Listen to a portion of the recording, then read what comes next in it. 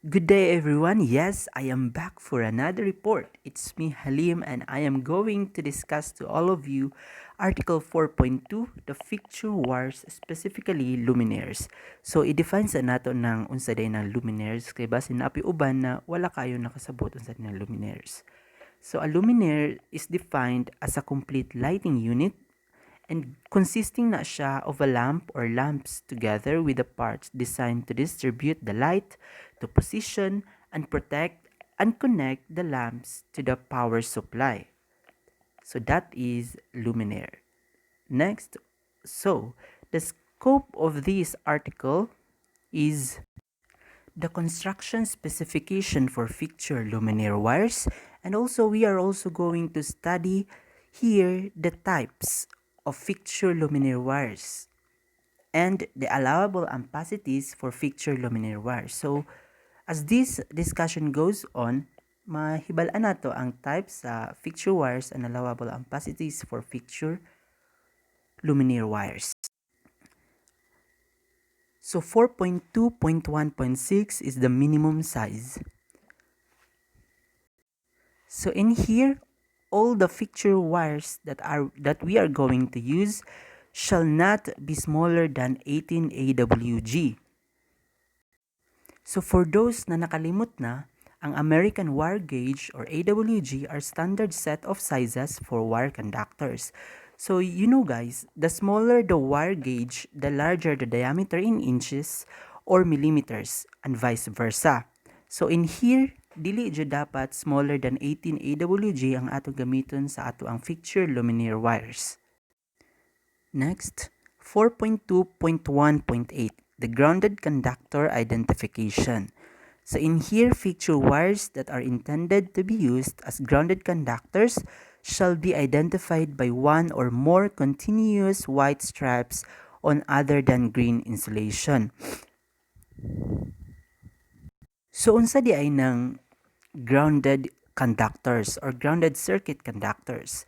It is a conductor with continuous white or pwede po siya gray covering, a conductor with 3 continuous white stripes on other than green insulation. It is also has a marking of white or gray color at the termination. So mauna siya ang grounded conductors.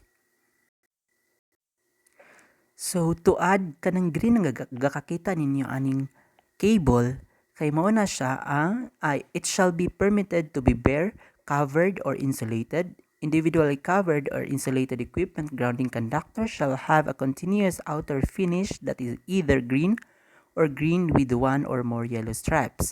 Kaning black na inyong kakakita sa screen is ungrounded conductors na siya. Hot can be any color other than white, gray, or green with yellow stripes. So bawal siya na colors as long as dili nga na pwede na siya mag-ungrounded conductors. So let's move on. 4.2.1.9, the marking of conductors. Here, A, the method of marking. So, thermoplastic insulated fixture luminaire wires shall be durably marked on the surface at intervals not exceeding 600 mm.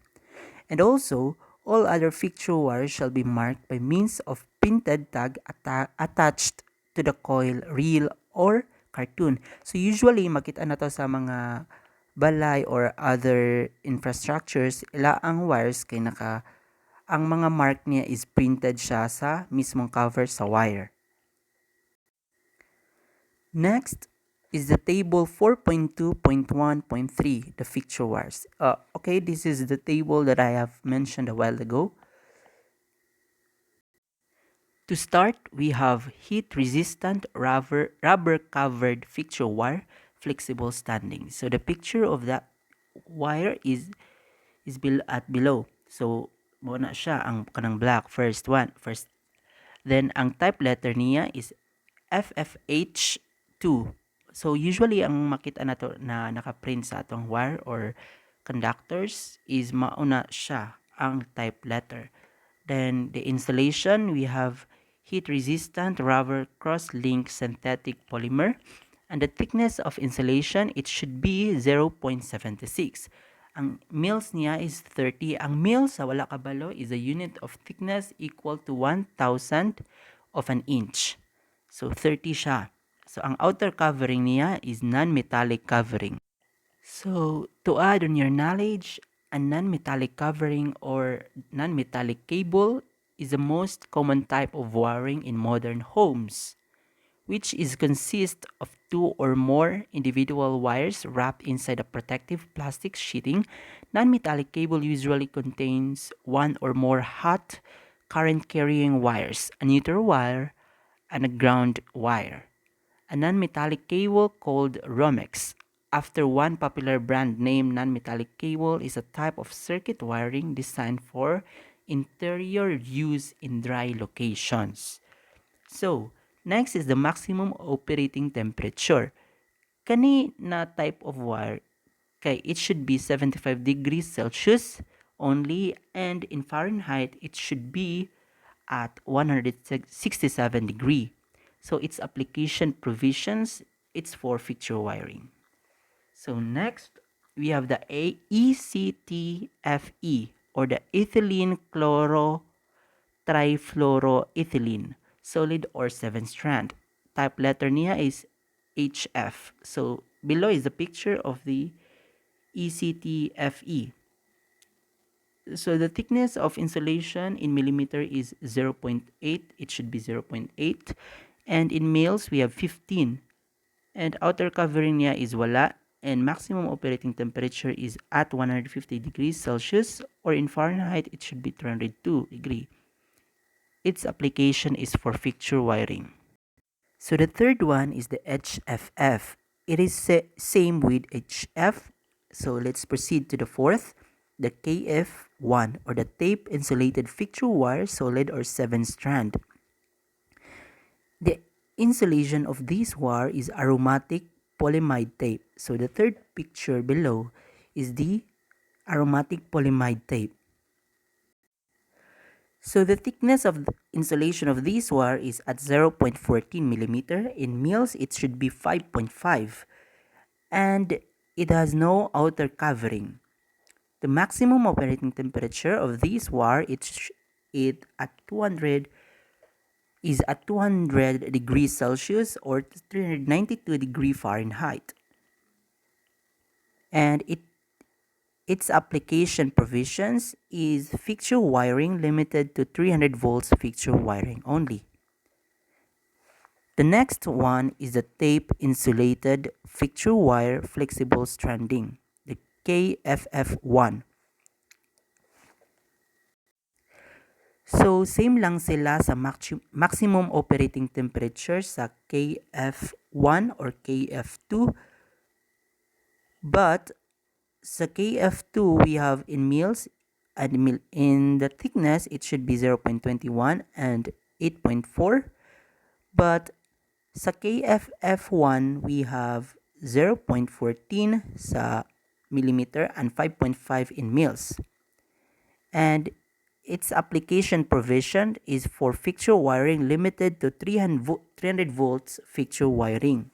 So nagkalahi lang sila sa mils and sa thickness of insulation. Next is we have the perfluoroalkali, solid or 7-strand nickel or nickel coated copper. So below is the picture of the perfluoroalkali wire. The type letter of this wire is PAF. Insulation is perfluoroalkali. Thickness of insulation in millimeter, we have 0.51. In mils, we have 20. The outer covering niya is wala, and the maximum operating temperature it should be at 250 degrees Celsius or 482 degrees Fahrenheit. Application, fixture wiring nickel or nickel coated copper. The next fixture wire, the PAFF or the perfluoroalkali flexible stranding, is almost the same po siya sa above na fixture wire, although at maximum operating temperature niya it is at 150 degrees Celsius compared to PAF, we have 250 degrees Celsius. So in PAFF, we have 150 degrees Celsius, and at 302 degree Fahrenheit. And it's also for fixture wiring.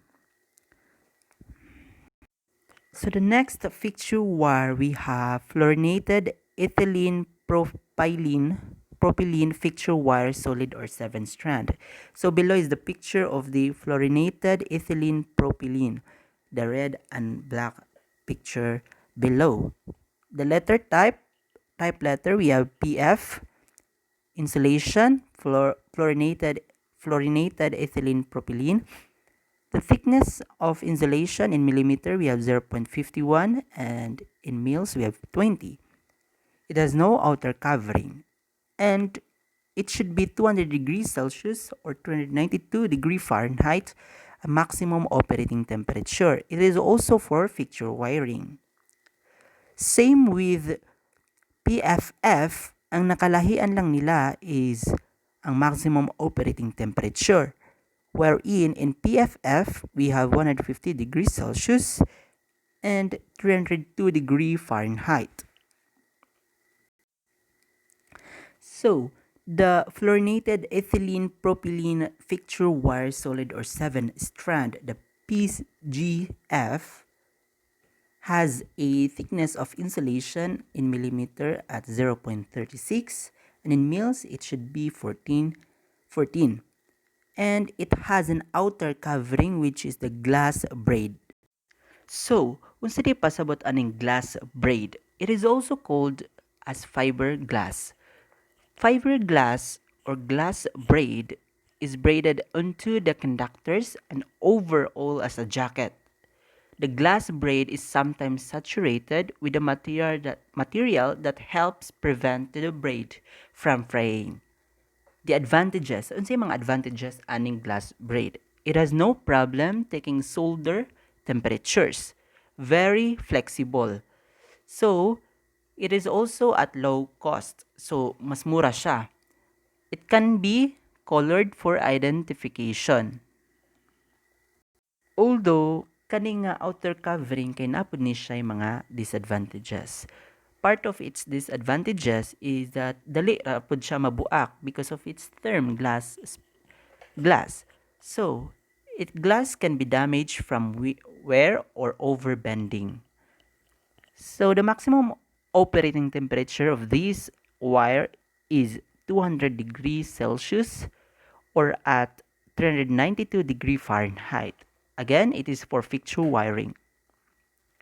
Next, we have the PGFF, the fluorinated ethylene propylene fixture wire flexible stranding.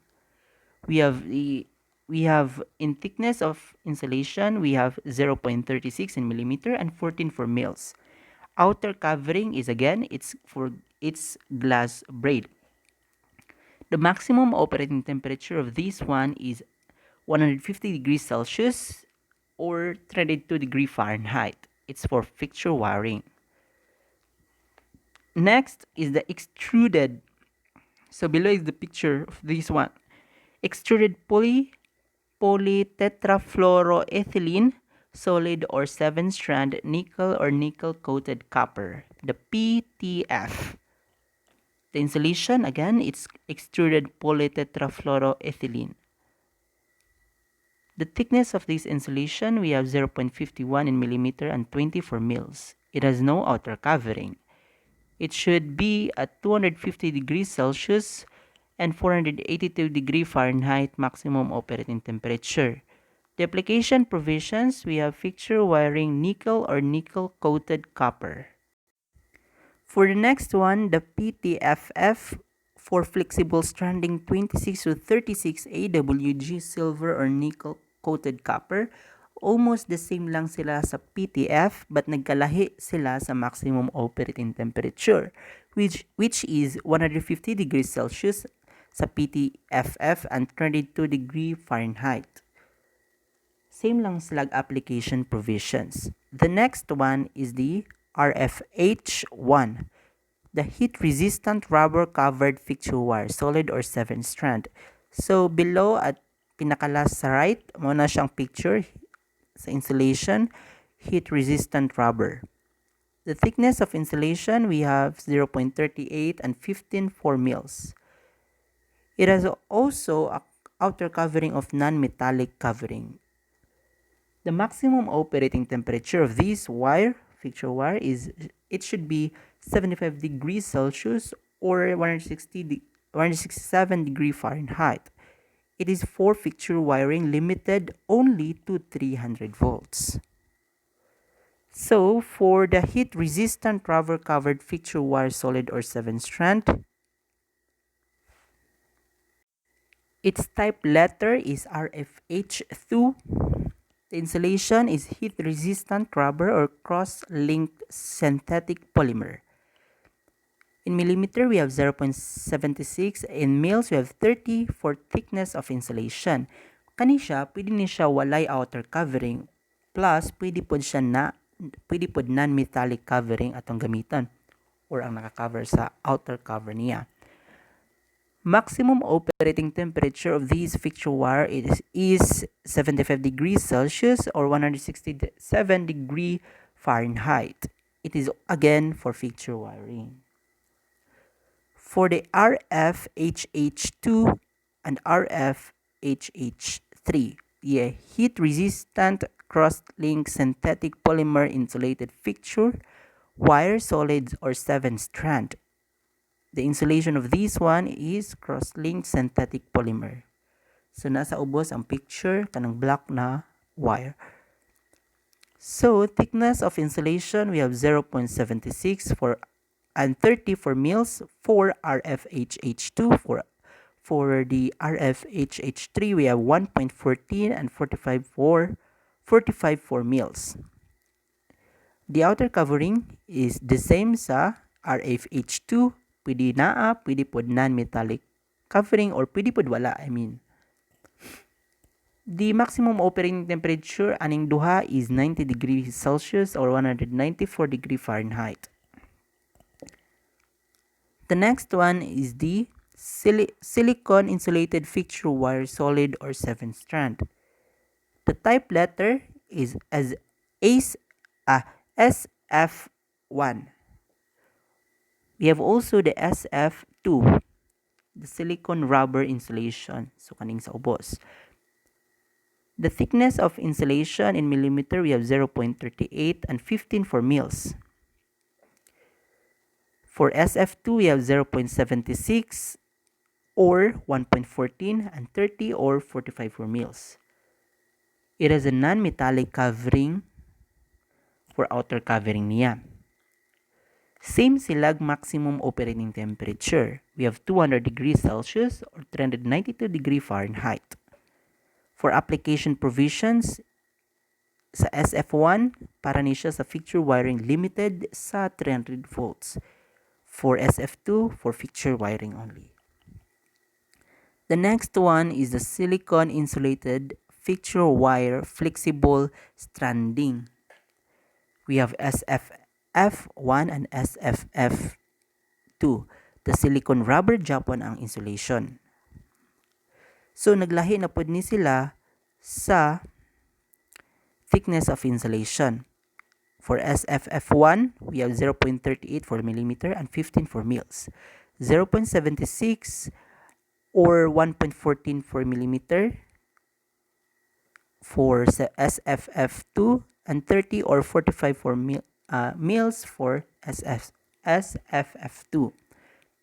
It is a non-metallic covering and at 150 degrees Celsius or 22 degree Fahrenheit both aning SFF1 and SFF2.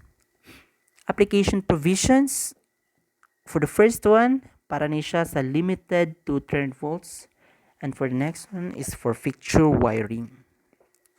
Okay, continuation of the table, we have thermoplastic covered fixture wire, solid or 7-strand. So, mo ni sa ubos ang picture sa thermoplastic na insulation. Type letter, we have TF. For thickness of insulation, by the way guys, ang thermoplastic So ang thermoplastic insulation may stiffen at temperature colder than negative 10 degrees Celsius or at positive 14 degree Fahrenheit. That is why needed jud na there is a care that must be exercised during installation at such temperatures. Kana pong thermoplastic insulation may also be deformed at normal temperature or subject to pressure. Mao nang needed jud na ang care for installation of these wire. So, thickness of insulation of these wire in millimeters 0.76, in mils 30. Wala siya outer covering at maximum operating temperature of 60 degree Celsius or 140 degree Fahrenheit. Next one is for flexible stranding, TFF. The same thermoplastic iyang insulation. And nagkalahi, they have no difference with the first that I have said. The next one is the TFN, the heat-resistant thermoplastic covered fixture wire, the solid or 7-strand.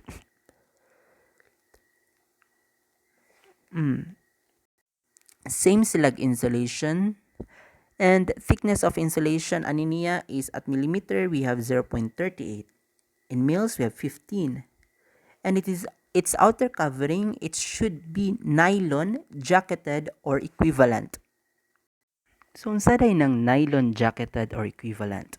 So, a nylon is an abrasion resistant thermoplastic with good chemical resistance. Kani pong nylon jacket, kay it protects the wire from abrasion as it's pulled through conduit. In addition, the jacket protects the wire from hydrocarbons such as oil, gasoline, and gases. Moreover, the tough nylon jacket also protects the wire from being punctured or accidentally cut as it protects the insulation. So, the maximum operating temperature of this wire is it should be 90 degrees Celsius or at 194 degree Fahrenheit. It is for fixture wiring again. The next one is the TFFN. So, the same lang sila sa TFN. The next fixture wire is a cross-link polyolefin insulated fixture wire, solid or 7-strand. So below is the picture of the cross-link polyolefin insulation, the XF. We have the thickness of insulation. We have in millimeter 0.76 or 1.14, and in mils we have 30 or 45. It has no outer covering, and it is 150 degrees Celsius or 22 degree Fahrenheit at a maximum operating temperature. It is used for fixture wiring limited only to 300 volts. Next is the cross-link polyolefin insulated fixture wire for flexible stranded. So kaning XFF kay the same lang sila sa akong giingon ganiha a while ago na fixture wire. So let's proceed. We have the modified ETFE, solid or 7-strand. The modified ethylene tetrafluoroethylene. We have the ZF at type letter, and below is the picture of the insulation of this wire. In millimeter of thickness of insulation, we have 0.38 and 15 per mils. It has no outer covering and runs at 150 degrees Celsius and Fahrenheit 302 degrees for maximum operating temperature niya. Ang application provisions ani niya is again it's for fixture wiring. The next is the ZFF, the flexible stranding. Insulation is modified ethylene tetrafluoroethylene, same lang sila. And yes, it's the same with ZF. And kaning ZHF high temperature modified 80 Fe solid or 7 strand. Ang nakalahian ni ani nila is a maximum operating temperature, which is it should be 200 degrees Celsius and 392 degree Fahrenheit, compared sa ZF and ZFF na 150 degrees Celsius or 22 degree Fahrenheit. It is for application provisions. It's for fixture wiring. Note that insulations and outer coverings that meet the requirements of flame retardant, limited smoke, and are so listed shall be permitted to be marked for limited smoke after the code type designation. Let's proceed. Okay, so manata. Let's proceed for table 4.2.1.5, allowable ampacity for fixture luminaire wires. So, unsa day allowable na ampacity for fixture luminaire wires? So, here is the table that shows it. We have the size in millimeter squared or millimeter diameter. The allowable ampacities for 18 millimeter squared wire. The allowable ampacity is only 6. For 16, we have 8. And so on. Next is the optional marking. So, katong tanan ako gi-mention ganiha nga gi-discuss nga mga fixture wires, dapat ilang marks, dapat ilang marking kay it should be permitted to be surface mark para ma-indicate ang special characteristics sa cable materials. These markings include but are not limited to marking for limited smoke, sunlight resistance, and so forth. Okay, so for the 4.2.1.10, the uses permitted, kinini part, asa day nato gamiton ning mga fixture luminaire wires. Asa day nato ni siya i-install para asa day nato ni siya gamiton. So in here, fixture luminaire wires kay dapat permitted for first, installation in luminaires, lighting fixtures, and in similar equipment where enclosed or dapat protected and not subject sa mga example, bending or twisting in use. For example, katong insulation ganiha nagigamit katong glass braid, di ba basta bend to kay mabuak siya because it is insulated with glass. So dapat dili jud dapat mabend kanina wire. Next is number 2, for connecting luminaire lighting fixtures to the branch circuit conductor supplying the luminaire fixtures. So permitted siya kaning fixture wires anina part. Next, the last part, the 4.2.1.11, uses not permitted. So bawal na bawal ang mga fixture wires nato nga gamiton as a branch circuit conductors. So it's a big no-no, guys. So dili jud dapat na i-exercise ang paggamit sa fixture wire as a branch circuit conductors. That's it, guys. Thank you for listening, and I hope you learned something again from my discussions. And for clarifications, questions, please comment down below, and I hope you learned something, and I hope to see you all soon. That's it. And please subscribe to my YouTube channel at Halim Dimasindil. Thank you.